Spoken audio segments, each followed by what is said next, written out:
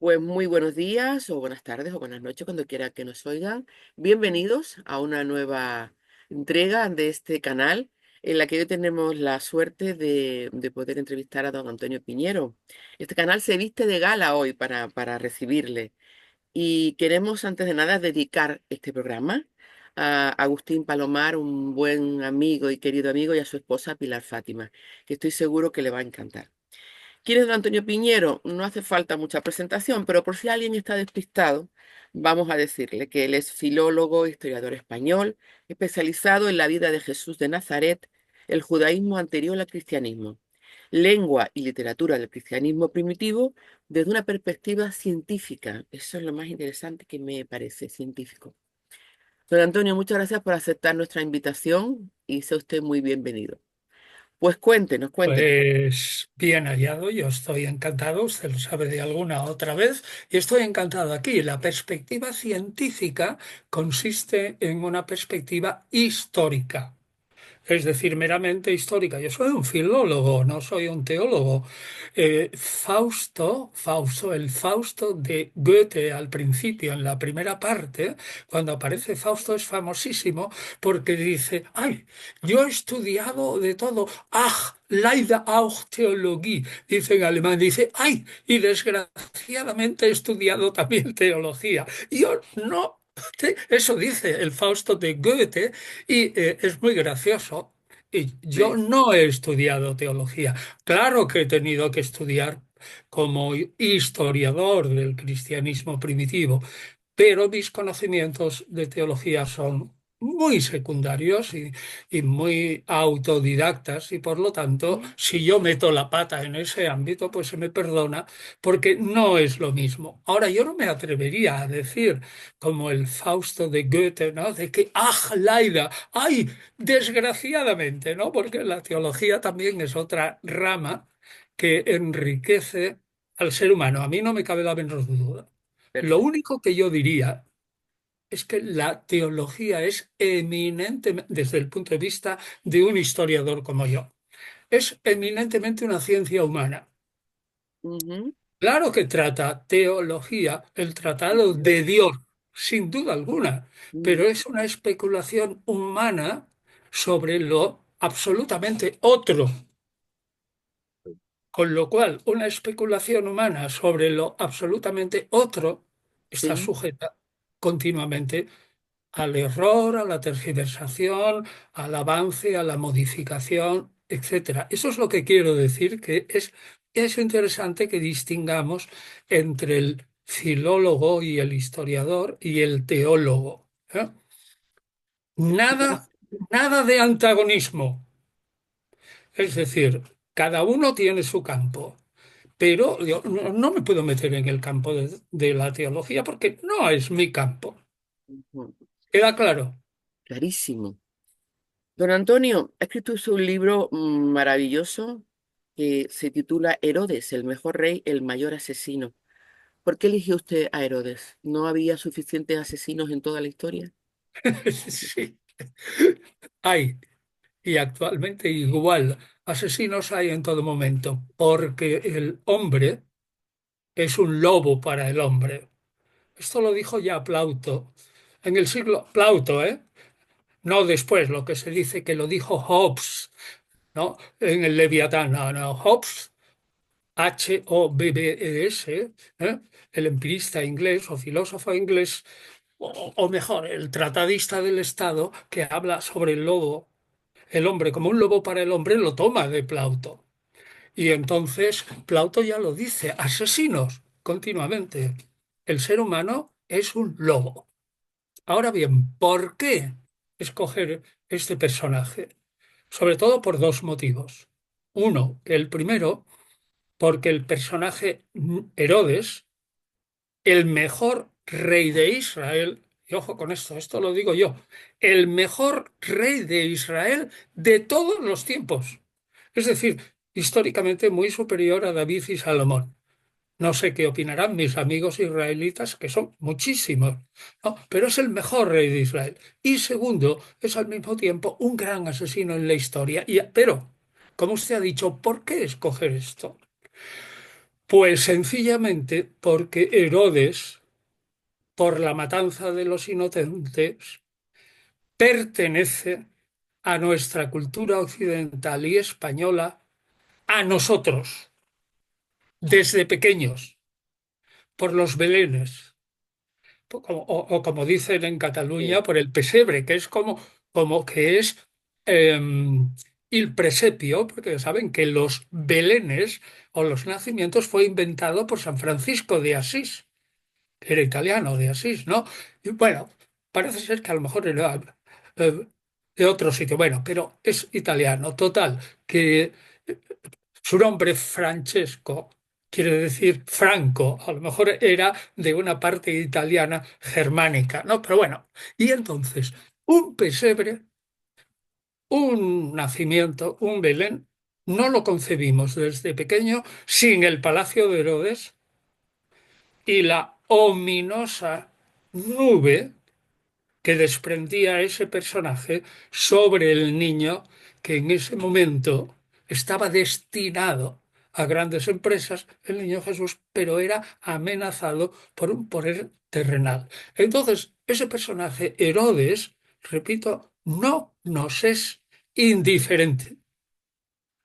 Y yo creo que estará usted de acuerdo. No totalmente, nos es indiferente, pertenece a nuestra a cultura. nuestra Y por cultura. lo tanto es interesantísimo indagar en lo que sabemos del personaje real. Yo recuerdo que mi padre hizo el castillo de Herodes para el pesebre, como dice usted, con todo el mimo del mundo, pero ninguno le quisimos ayudar. Siempre ayudábamos las otras, no sé. Ahora que ha dicho usted eso, me ha hecho recordar. ¿Qué se necesitaba para ser un buen rey en esa época? Que dice usted, fue un buen rey de Israel. ¿Qué tenía él de No, especial? no, no, no digo un buen rey, digo el mejor El mejor rey rey, de el mejor rey. Israel de todos los tiempos. ¿Qué se necesita? Energía. O sea, era un hombre a la que la naturaleza, aun no siendo judío, a lo mejor en el 25% estrictamente, la naturaleza le había hecho un hombre especialísimo. Era alto, era fuerte, cuando empieza era muy joven, era astuto, inteligentísimo y sabía claramente cuáles eran los resortes del poder. Y los resortes del poder son, sin duda alguna, la coacción y la violencia. Naturalmente, si la coacción y la violencia van unidas con la persuasión, ideal, ¿no? Pero bueno, en una época, ten en cuenta que esto hace 2000 años, ¿no? Y que estamos en el final de la República Romana y en los principios del imperio. Y quien manda en el Mediterráneo, es decir, esa charca, como decía Sócrates, donde estamos nosotros alrededor como ranas, el que manda es el más fuerte. Y entonces Herodes aprendió desde pequeño, ¿eh? Que el más fuerte y el más terrible, ese es el que manda, independientemente de la moral, de la humanidad o de lo que quieras. Y si no, veamos qué es lo que pasa en el mundo de hoy. Tenga o no tenga razón, el más fuerte se impone al débil, quiéralo o no. Entonces es una cosa natural. Y por eso digo que fue el rey de Israel, aun siendo no profundamente israelita, y precisamente por eso odiado por su pueblo, pero sus características personales eran tremendas. Era una especie de superhombre para el momento. Eso es lo que hace la figura atractivísima de ese hombre que merezca una novela histórica, que tiene dos patas, ¿no? Que es una novela, es decir, que tiene una parte de redacción moderna y de Novelada. útil, agradable, y es histórica porque al mismo tiempo no se basa en lo que José Luis Corral y yo mismo hayamos inventado, sino en datos de la historia. Le diré, en el ámbito de Jesús primitivo y en el ámbito de la iglesia primitiva hay muchísima gente en la red que inventa cosas desde el punto de vista de un historiador, lo inventa porque sí. es decir, por especulaciones sobre los textos que no conocen a fondo, porque conocer a fondo una parte de la historia significa dedicar mucho tiempo. Sin embargo, con Herodes tenemos la suerte de que tenemos que especular relativamente poco. Relativamente poco porque tenemos fuentes a nuestra disposición. Y eso es lo bueno. El atractivo, repito, el atractivo del personaje inmenso, si quiere hablamos de eso, y sobre todo desde el punto de vista femenino, no masculino. Él es el prototipo de la masculinidad bestia, sin duda alguna, o si quieren algunas del machismo. Pero en la época el machismo era muchísimo más fuerte que ahora. En la época, no solo en Israel, sino en todo el ámbito mediterráneo. O si quieren ustedes, desde los partos que estaban en el este, Irán, Partia persa, hasta el fin del Imperio Romano, el Finisterre en Hispania y hacia arriba, todo el Imperio Romano era profundísimamente machista y las mujeres no desempeñaban un papel importante. Pero en esta novela tenemos datos de sobra para que las mujeres se consuelen de que a pesar de estar pisadas, así, claro, por un exceso de masculinidad, sin embargo, la inteligencia, la astucia y la habilidad de las mujeres logra sortear esa supermasculinidad y, y logra al final llevarse el gato al agua, en gran parte. Y eso no quiero destripar la novela, pero que sepan que dentro de esta narración tremendamente masculina, ¿no? Hay una hila, o un hilo mejor, femenino, donde el poder, sobre todo, de una, dos, tres, cuatro mujeres, y no destripo más, son el núcleo de la historia misma. Bueno, sí que puedo decirse, se puede decir sin destripar. Esas Por cuatro favor, que yo ya he mujeres, encargado el libro. ¿eh? Que yo ya he encargado el libro, no destripe usted más. Pero vamos, sí puedo decir. Venga. Las mujeres son Livia, la mujer de Augusto, Mariam, la segunda mujer de Herodes. Herodes tuvo 9 mujeres e innumerables concubinas. Era en eso un déspota oriental. Luego, Salomé, Salomé que no es la Salomé de la danza de los 7 velos, ¿no? Es, según Marcos 6, la causante de que Herodes, no el grande, sino su hijo Herodes Antipa, degollase a Juan Bautista. No, es la tía abuela de esta Salomé.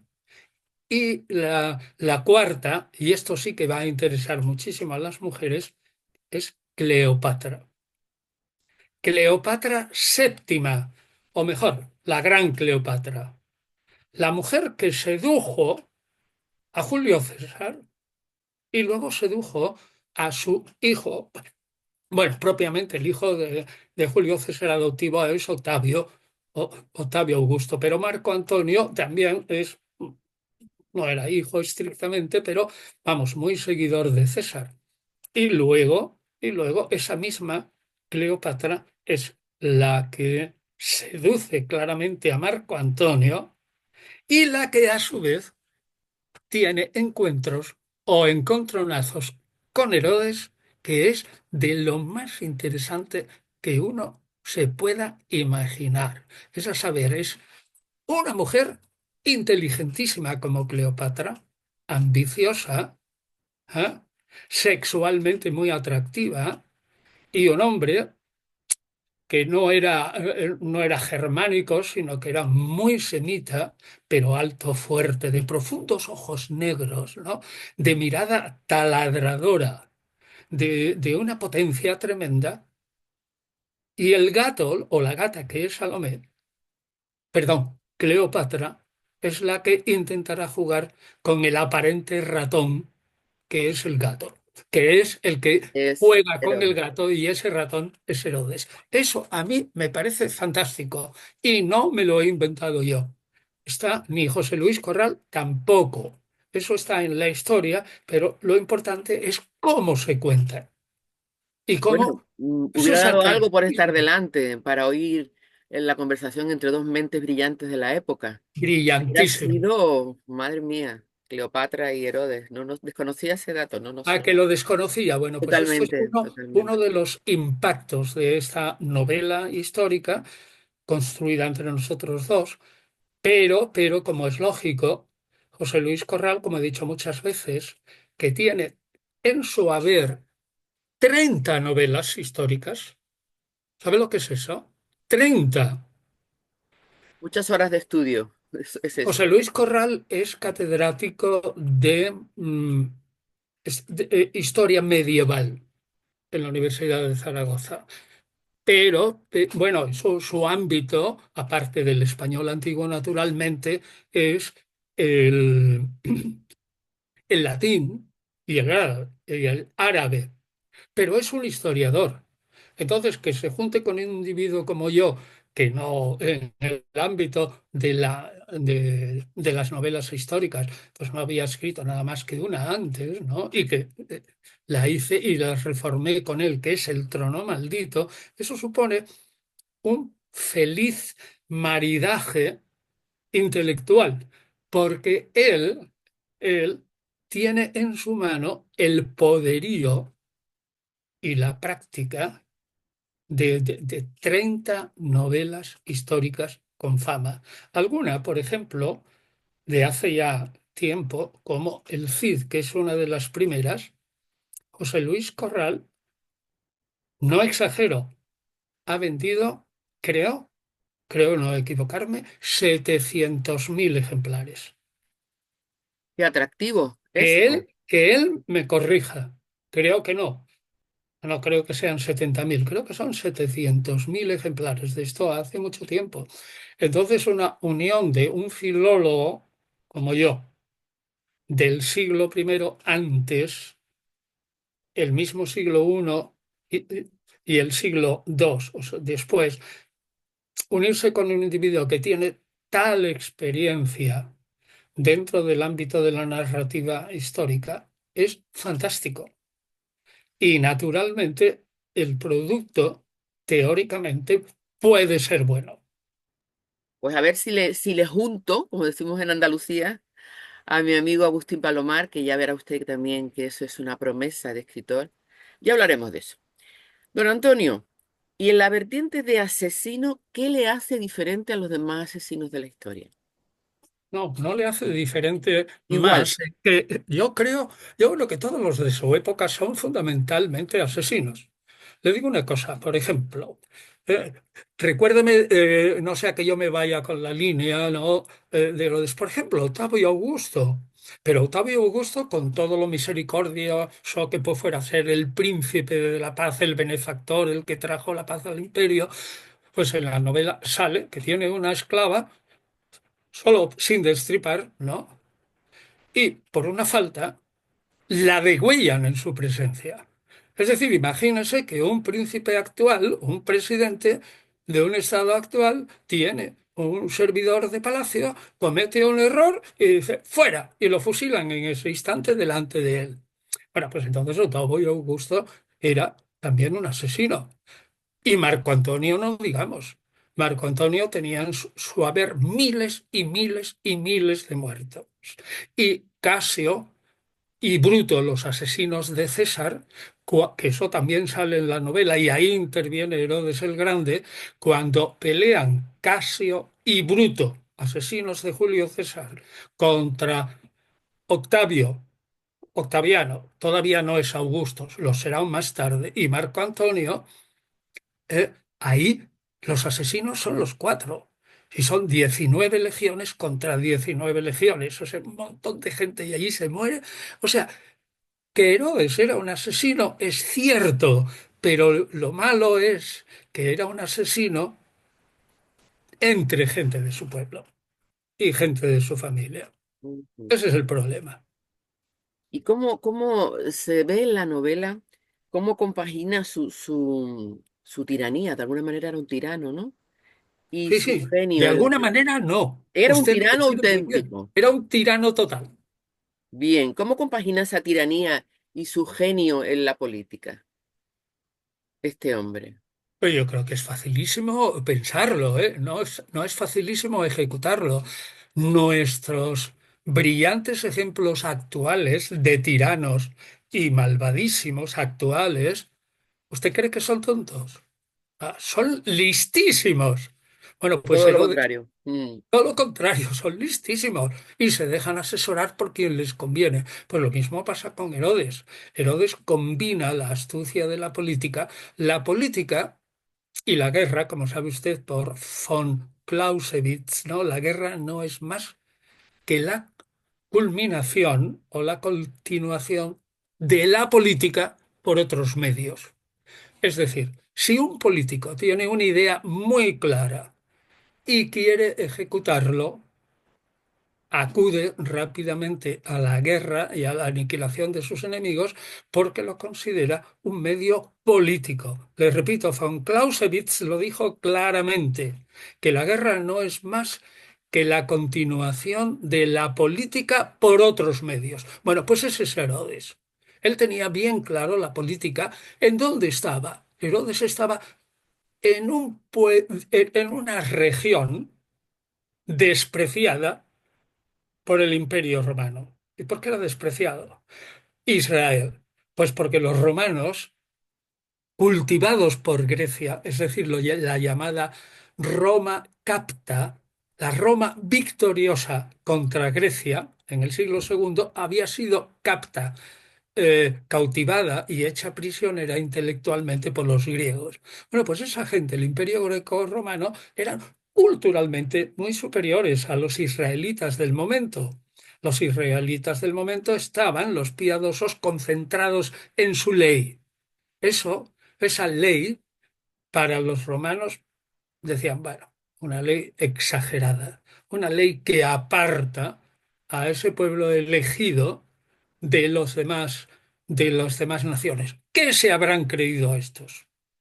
Eso es lo que piensa un romano. Y dice, estos judíos del siglo primero, bueno, dirán que son muy valientes y muy amantes de su patria, de sus leyes y de eso, pero son una porquería. Eso es lo que pensaba el Imperio Romano. Pero entonces el Imperio Romano se encuentra con que ese país pequeñito, pero fíjese la potencia que tiene el Israel de hoy, ¿no? Pero ese país ahí situado entre Oriente y Occidente es la llave para que Egipto vaya hacia el norte y la llave o el freno para que los persas, partos, no penetren hacia Roma.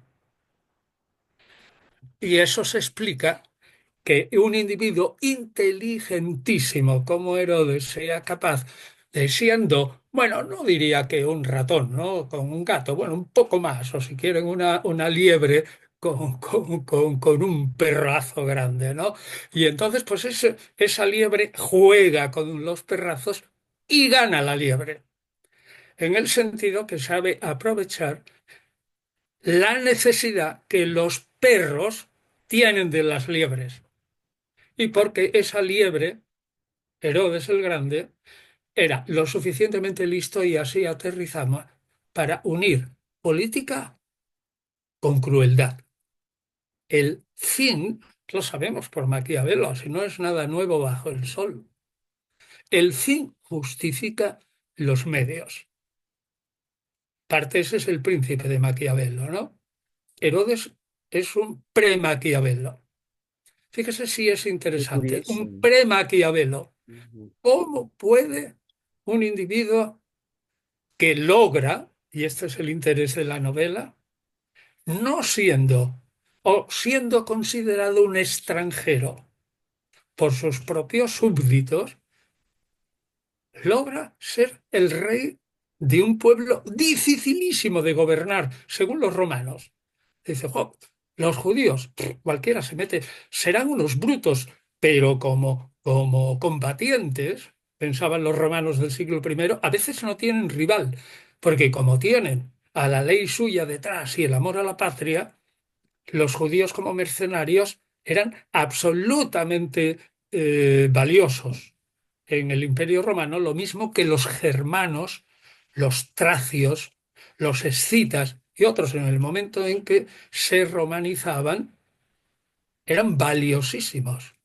Entonces Roma tiene interés. Pero repito, lo importante de la novela es presentar, por eso digo que es actualísima y al mismo tiempo del pasado, porque estamos en un ambiente en donde, siendo totalmente real lo que se cuenta, aunque no velado, el lector de hoy percibe claramente que parte de lo que se cuenta se puede trasladar a su presente.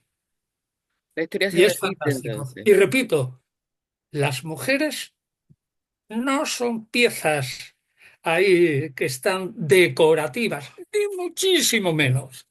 No son figuras decorativas.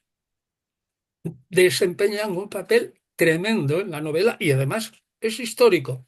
Ujú. La relación Cleopatra-Herodes, la relación Salomé con su hermano Herodes, la relación Livia-Augusto-Herodes, la relación Herodes-Cleopatra-Marco Antonio. Pero sí Ujú. es una maravilla de Ya interés. hubiera sido, me hubiera gustado tener ahí.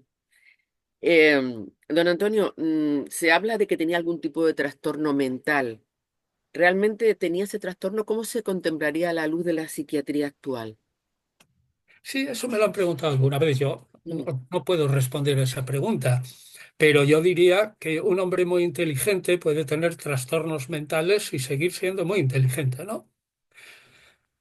Hay muchos seres humanos que son potentísimos mentalmente y tienen paranoias o tenemos. Bueno, pues probablemente Herodes estaba tan, Herodes el grande, tan obsesionado por el mantenimiento de su poder en Israel que le había costado tantísimo, es decir, él se había impuesto sobre todas las dificultades que su pensamiento, y alguien dirá, es que es un pensamiento paranoico, es un complejo de persecución. Bueno, llámele lo que quiera, pero estaba absolutamente obsesionado con el mantenimiento del poder. Y por favor, de nuevo otra vez, piense en políticos modernos. ¿Quién y qué hace Estamos, el que está obsesionado por el poder? lo que sea Y por no pienso mantenerlo. solo en nuestro país, pienso, ¿qué Mm, hace el que está obsesionado por el poder? mm. Todo. Pues entonces Herodes hizo todo.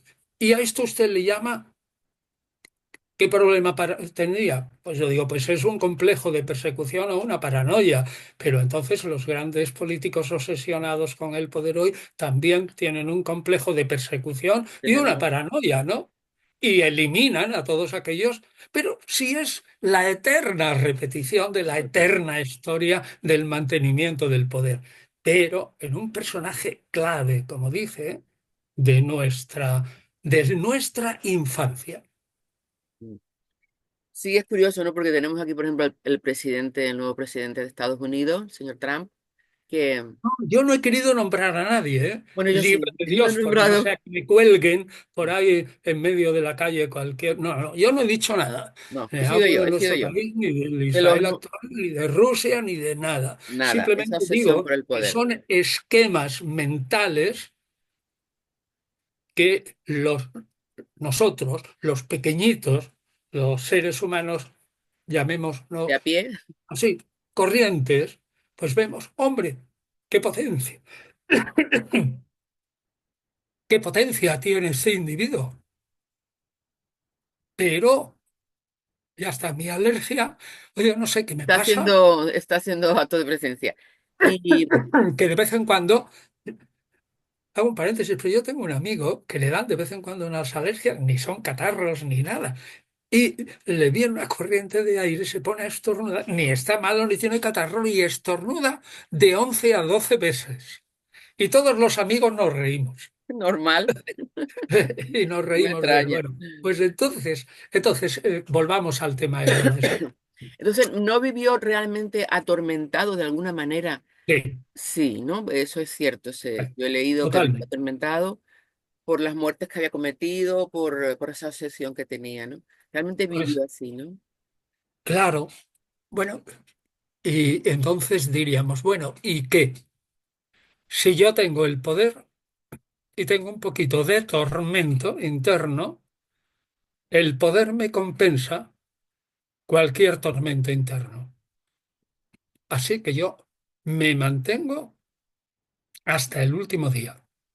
Y prácticamente hasta el último día comete alguno de sus asesinatos. Es increíble. Y sobre seres que viven dentro de su entorno y en su palacio. ¿Sabe lo que decía cuando Augusto, jugando con palabras, un juego de palabras en griego, jugaba con hijo en griego, ¿eh?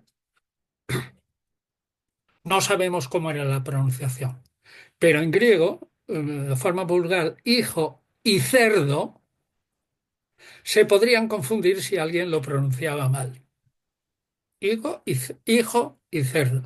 Y entonces Augusto, alguna vez, viendo desde lejos lo que pasaba en la corte de Herodes, dijo en griego, porque Augusto, bueno, hablaba griego, no muy bien, pero también tenía que defenderse en griego. Es como si ahora uno de nuestros dirigentes o el mismo Putin no habla inglés. Es que es una faena porque el inglés y tal. Entonces el griego era la lengua común de la época. ¿Y sabes lo que dijo Augusto?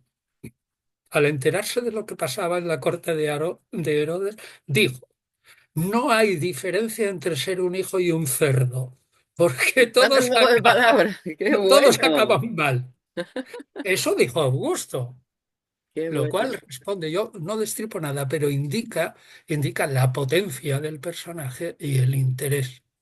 Qué Estamos despertar. en un palacio, ¿m? O dos palacios, donde todo ocurre. Amor, sexo, violencia, pasiones, intrigas, asesinatos. Vamos, lo he dicho alguna vez. Lo que le pasó a Claudio, en Yo Claudio, Es nada. se queda pequeño con lo que ocurre con Herodes. Desconocía la magnitud de este hombre, la verdad. Claro, eso es lo importante, la magnitud de ese hombre. Don Antonio, entonces, ¿podríamos decir que la matanza de los inocentes es producto de ese deseo de este hombre de conservar el poder ante el miedo de Bueno, Guillermo hay que II? decir, me lo han preguntado muchas veces, hay que decir que la matanza de los inocentes se compone 100 años aproximadamente después de la muerte de Herodes. Es decir, hay que partir de una base. Yo opino, esto es muy discutido dentro del ámbito de la filología del Nuevo Testamento, yo opino que los dos primeros capítulos de Mateo, San Mateo, son un añadido posterior al Evangelio de Mateo, que empieza en o sea, el primer evangelio o la primera redacción, o si quieren ustedes, la primera edición del Evangelio de Mateo, en tanto en cuanto nosotros podemos saberlo, no contenía los capítulos uno y 2, sino que eso fue añadido más tarde. Esto que yo digo no es opinión común entre los teólogos y mucha gente se ríe de lo que yo digo, pero yo no lo digo porque a mí me dé la gana, sino basándome en estudios de gente que sabe mucho más que yo, como Raymond Brown, que ya murió y que ha publicado en inglés y luego en español El nacimiento del Mesías. Y Raymond Brown fue un exégeta norteamericano, digo que ya ha muerto, pero con muchos doctorados, con summa cum laude y con muchos libros y muy buenos. Si usted lee El nacimiento del Mesías, publicado por Ediciones Cristiandad, ya antiguo, debe ser en de mil, o sea, los años 85, 87 del siglo pasado, pero en castellano, perfectamente accesible. En Ediciones Cristiandad verá claramente que Raymond Brown pone absolutamente en duda que Mateo 1 y 2 pertenecieran y sobre todo Mateo 2, a el Mateo original. Y que esa historia, la matanza de los inocentes, está escrita muy tarde, valiéndose de la fama que durante 100 años, diría la gente, era tan bruto Herodes, este Herodes el Grande, que su fama 100 años después de matón y asesino sirvió para componer una historia sobre los niños de Belén, 100 años, que realmente está inventada por los cristianos a finales del siglo primero o principios del siglo segundo y pegado al Evangelio. Esto ya entramos dentro de lo discutible y lo de la teología, pero teología y filología, historia, ¿no? Pero bueno, es muy plausible que así sea. Entonces, el problema de la matanza de los inocentes son dos. Uno, que nuestra fuente principal, que habla de Herodes, vamos, muchísimo y sobre todo del final, no la nombra. Y segundo, que la matanza de los inocentes es tal como está escrita en Mateo 2, capítulo 2 del Mateo actual, es totalmente o está totalmente llena de elementos legendarios. Léalo usted, por favor, ¿no? No tiene nada más que hablar de la estrella de Belén, los magos, y, no los pastores, que es de Lucas, sino los magos, lo que pasa entre Herodes y todo eso. Eso, la misma Iglesia Católica, y yo me defiendo, la misma Iglesia Católica es la que dice por medio de sus doctores calificados que esa matanza de los inocentes es o bien una parábola, o bien una leyenda piadosa, o mucho mejor todavía, una historia teológica. A saber, contiene ciertos elementos históricos. ¿Ves? Son personajes reales, ¿no? Jesús, su madre y tal, magos de Oriente, que efectivamente eran sacerdotes de la religión persa, sin duda alguna. Y entonces son personajes reales. Y Herodes también, pero con personajes reales y el trasfondo de la Biblia, si usted compara lo que le pasó, por ejemplo, a Moisés, según la Biblia, con el faraón, bueno, escapó, bueno, debería de haber estado muerto, ¿no? Y mil veces, luego en las luchas de Moisés, otra Ujú. vez con el faraón, bueno, no sé cómo escapó con vida. Pues entonces, la historia teológica se hace basándose en temas del Antiguo Testamento, por ejemplo, la vida de Moisés, fundamentalmente, ¿no? Y la, lo que se puede pensar de un hombre tan excepcional durante su vida mortal como fue Jesús, bajo la idea general en las biografías antiguas que todo hombre genial de mayor también fue genial de pequeñito y también hizo y pasó por circunstancias extraordinarias de pequeño y resultó victorioso. Habría ahí en esa, no sé si llamarlo inventiva, no sé si la palabra sería correcta, de la matanza de los inocentes, un deseo de demostrar que Jesús de Nazaret estaba siempre protegido, aun siendo un niño. Claro, evidentemente. Sí, ¿no? Esa historia, aún no siendo cierta o totalmente cierta. Bueno, no totalmente cierta, es evidente. Ujú. La historia teológica tiene un mensaje. Ojo que ya nos estamos saliendo de Herodes un poco porque Pero es acabo tan de decir que ha interesante. sido compuesta como 100 años más tarde de Herodes, el de la novela que estamos tratando, ¿no? Ujú. Pero le afecta directamente porque su fama de rey terrible, había durado más de 100 años, bueno, ha durado hasta Dura hoy, hasta hoy. Sí. pero había durado ya 100 años cuando se compone esa historia. ¿Cuál es el mensaje? Herodes, el mensaje de esa historia teológica es relativamente único y sencillo. A saber, Herodes era un rey muy importante y se habría cargado, vamos, eliminado al niño Jesús. Pero interviene la divinidad por medio de personas de alto rango de la sociedad persa, que son los magos, y que simbolizan a todos los gentiles, y que son avisados por la divinidad por medio de un astro para que adoren a ese niño que está llamado a ser el Mesías de Israel, sí, pero el Mesías de todas las naciones. Entonces, ese es el mensaje de esa historia teológica. Y eso es lo que pretendía el autor de La Matanza de los Inocentes, dar un mensaje teológico de la importancia de Jesús niño a través de una historia formada en parte con personajes reales y en parte con temas del Antiguo Testamento. Muy interesante esto, muy, muy interesante. Volvemos al que nos A toca nuestro hoy, Herodes, ¿no? a nuestro héroe, efectivamente. Esa obsesión que tenía él por construir, por dejar huella de alguna forma, o ¿cómo se explica? Pues se explica por eso. Por eso precisamente, ¿no?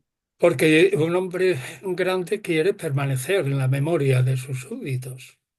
Y él sabe perfectamente que es un ser humano mortal y desaparecerá. Pero sus obras quedarán ahí. Pasa igual, ¿no? Como un pintor o cualquier arquitecto genial, ¿no?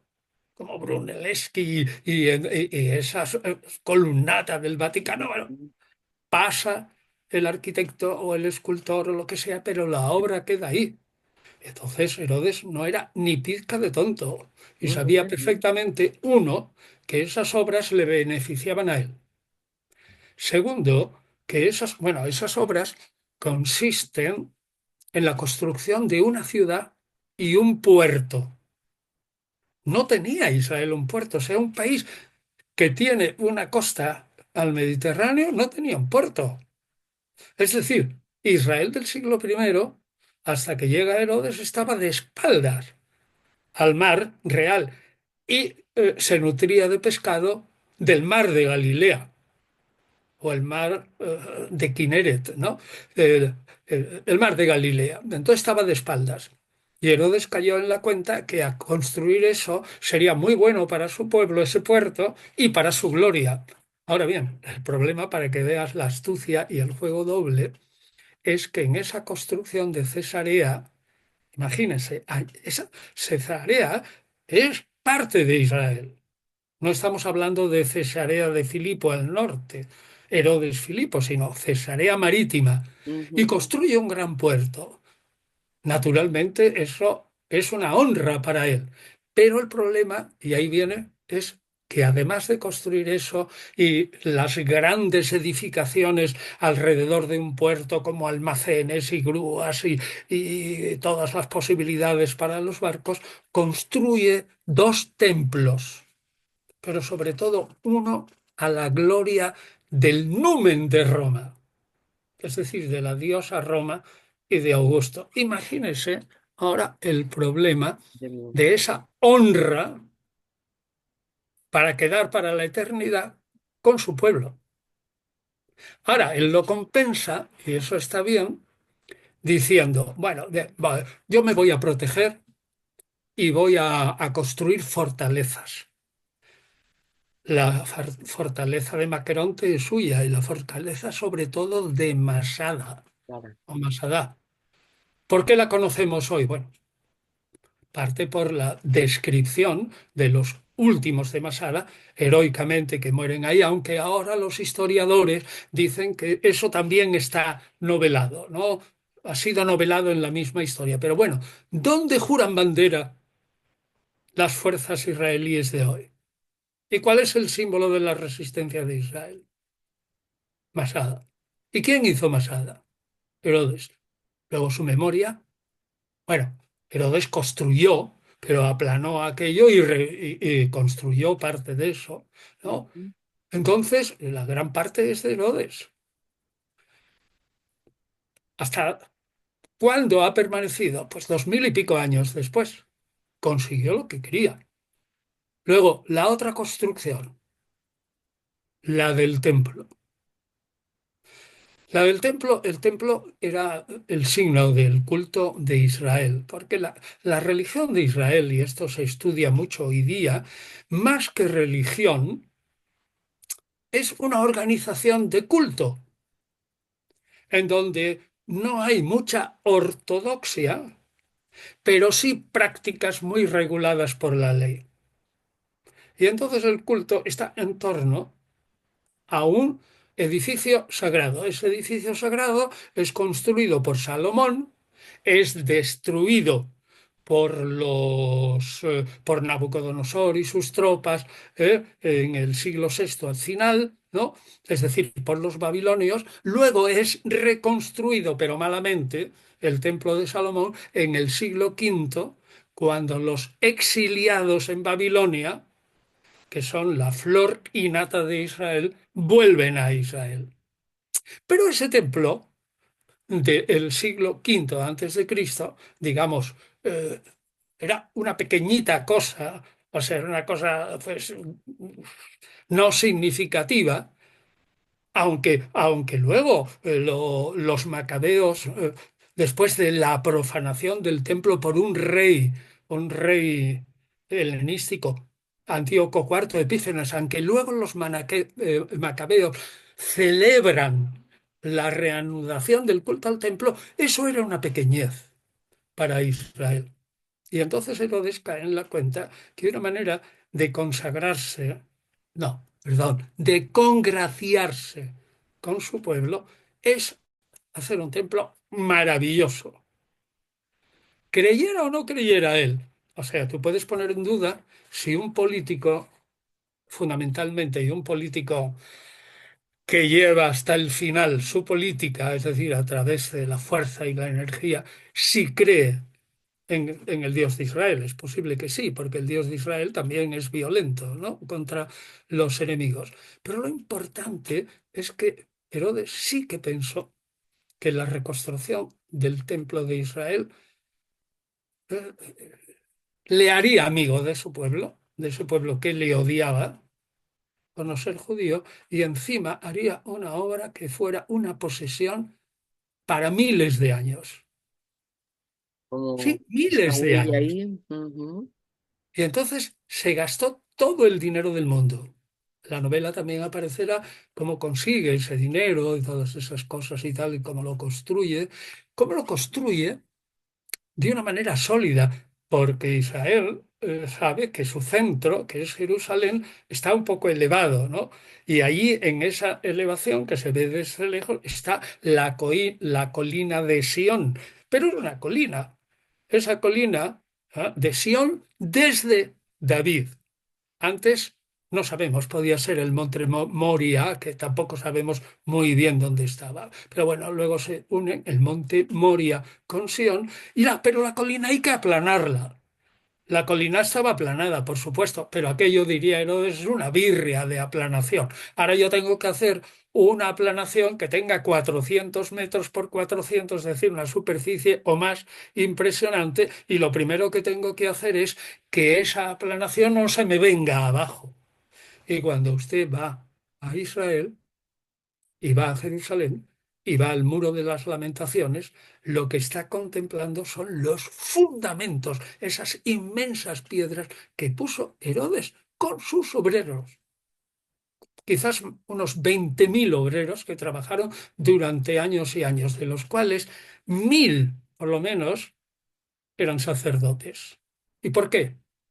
Porque la parte más sagrada del templo no podía ser construida por manos profanas. Tenían que ser construidos por manos sacerdotales. Y entonces Herodes dijo, muy bien, esto que sea una posesión para siempre.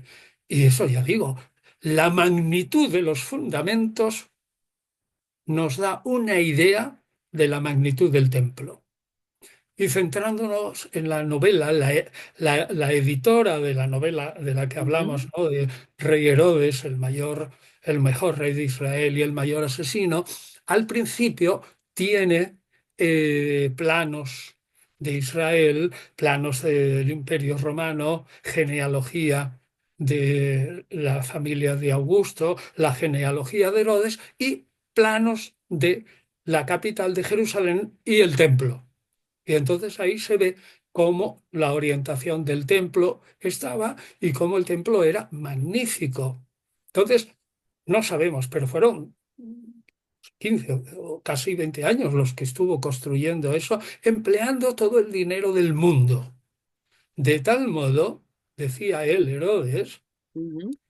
que cuando, bueno, esto lo dice Flavio Josefo, pero bueno, Herodes lo pensaba que cuando un campesino o un visitante o un judío de la diáspora visitara Israel, ya desde luego, cuando veía la, la colina, es, por ejemplo, mi segundo pueblo después de Chipiona es Carmona, pero si tú vas andando, ves Carmona allí elevada y ves la puerta de Córdoba, ¿no? Pues lo mismo es exactamente con el templo de Jerusalén. Lo que quería Herodes era que el peregrino, la mayoría judíos de Impactara, la ¿no? De alguna diáspora, manera. fuera allí y se quedara con la boca abierta. Y que los techos de oro refulgieran con el sol como si fuera una estrella máxima de la noche brillando al mediodía. Ah, Ese era el propósito de Herodes y eso es lo que trata de explicar la novela. ¿Cuál era la mentalidad de este sujeto que llegó a concebir una cosa que para la época fue una maravilla, era una verdadera increíble. maravilla? Mm. Bueno, Total, que a mí pero me no, parece. él no era judío totalmente, tenía otra No, ascendencia. tenía raza, su padre era edomita y Edom. Cualquiera que conozca la Biblia Ella. sabe que son los enemigos de Israel, ¿no? Que vaya a un diccionario bíblico y que busque Edom. Sin Ujú, embargo, unos 100 años antes de Herodes, un macabeo, ¿eh? El primero de los hircanos, Hircano primero, ese conquistó, se expandió hacia el sur, como si ahora Israel se expande más hacia Egipto, el desierto del Sinaí, que luego se retiró, ¿no? Se ujú. expandió hacia el sur y obligó a los edomeos y dumeos a judaizar. Es decir, los hizo judíos porque sí. Porque sí, ya. Vale, y ya tenemos ahí unos judíos, pero que los judíos de pata negra no los consideraban judíos. Vamos a terminar Y entonces ya tienes ahí eso. Su padre era idumeo, pero su padre era un genio también, también. Antipas. Y su madre ahora piensa en la situación actual entre Siria e Israel, o sea, que son semitas todos. Y yo Todos. siempre digo lo mismo, la lengua semita que evoluciona muy lentamente, si un israelita habla muy despacito, Lo le entiende entiende. cualquiera de los de alrededor. Y si un árabe habla muy despacito, pues También. el judío culto lo entiende también, ¿no? Es fantástico. Bueno, pues entonces su madre sabe, la madre de saber lo que era de la alta alcurnia de los árabes que están Ah, en Cisjordania, de Nabatea. Después de Herodes y después de la madre de Herodes, Nabatea será muy famoso para nosotros porque lo conoce todo el mundo. Petra, Petra. ese reino. Ahora tú imagínate, los judíos dicen, jolín, este señor Herodes Encima, es hijo de un idumeo y de una árabe nabatea. Oye, por muy princesa que sea, sigue siendo y un aunque extraño. yo entienda su lengua, no es mía. Entonces ya te puedes imaginar el jaleo. O sea, aquí lo que importa es que sepamos que la novela explota explota todas estas circunstancias que hemos ido desgranando para tramar una historia de un personaje que fue gigantesco dentro Me de ha la sorprendido, pequeña. la verdad. Me ha sorprendido muchísimo. Es que es sorprendente, Sí. es sorprendente. Una última pregunta cortita, cortita y Y cerramos. terminamos, ¿eh? Terminamos, sí, que tiene usted también cosas. ¿Qué ha pasado entonces para que la historia lo haya tratado de esta forma? Para que nos lo hayan vendido como alguien. ¿Por qué le ha restado la historia brillo a este hombre? O sea, ¿por qué lo consideramos como el asesino solo, ¿no? Exacto. ¿Dónde ha perdido Bueno, pues esa parte de sí, como un asesino solo olvidando todas sus grandezas. Pues porque el ser humano es envidioso y se fija sobre todo en la maldad de la gente, total? ¿no? Y entonces resulta que, claro, ¿qué es lo que más te impresiona ahora mismo? Por ejemplo, vamos a suponer, a ver si me matan, ¿no? Eh, de Putin, ¿no? Por ejemplo, Sí, que es un tipo inteligentísimo lo y es. con una idea clara. Yo tengo que restaurar la Unión Soviética. ¿Pero qué nos acordamos si es que vivimos dentro de 100 años? Pues de lo malo De que lo era, malo que no de hizo. lo listo que era, o no de lo que hizo por su Así pueblo. es, Pues lo así mismo es. pasa con Herodes, ¿no? Y que me perdonen los rusos, que yo a la verdad tengo muchos amigos y alguna amiga rusa estupendísima, ¿eh? O sea Ujú. que nada de eso, pero con ese ejemplo veremos si vivimos, luego qué recordaremos del Totalmente. actual Así es. presidente de Rusia, lo malo Lo malo. y lo bueno que hizo para su Se pueblo, no perderá. lo recordamos. Don Pues igual. Antonio, muy agradecida por su tiempo. Además, me ha parecido muy interesante. Yo estoy deseando que llegue ya la novela, la tengo encargada, porque he descubierto un personaje que para mí era, pues eso, un asesino nada más. No, no conocía la parte histórica. Y a usted le sigo admirando muchísimo y ahora que sé que es de Chipiona, todavía la admiro más. Que lo sepa. Los de Chipiona van a hacer un monumento, pero por Pero ser de Chipiona no que se puede lo hagan ya. admirarme. Madre mía. Sí, sí, sí, sí, no, por favor. Yo soy malagueña también, o sea que tengo. Me siento identificada. Es que Chipiona me parece un lugar maravilloso.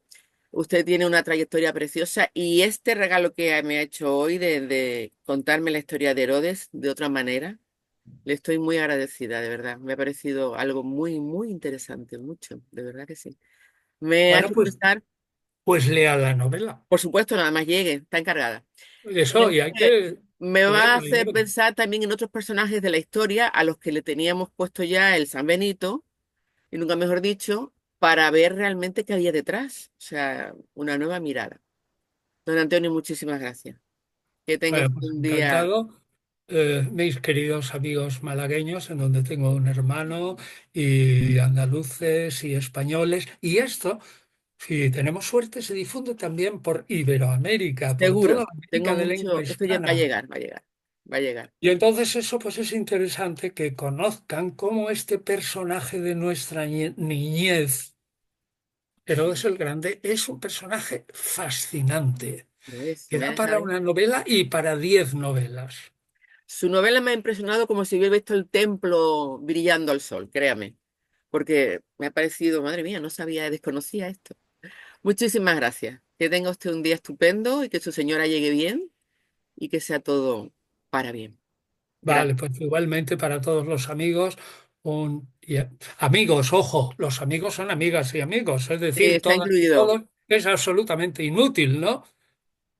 La gente no sabe que el femenino en indoeuropeo como, Sí, como parte de la declinación y la morfología y todo eso, es lo último que nace en indoeuropeo, hace 70.000 años. Es decir, madre mía, que, que, que toda la unidad del lenguaje era femenino-masculino, sin distinguir. Lo indistinguible. femenino es lo último para distinguirlo de una manera. Bueno, de alguna manera, porque claro, el masculino sabe que el femenino es muchísimo más inteligente y entonces no tiene más remedio que controlarlo. Le Bueno, van a salir más total. admiradoras. Muchas Bueno, pues gracias. entonces, pues eso, es una tontería decir todas y todos. Lo tendré Es también en todos, cuenta. está incluido desde el indoeuropeo, todos. 70.000 años atrás no se pueden equivocar. Muchas gracias.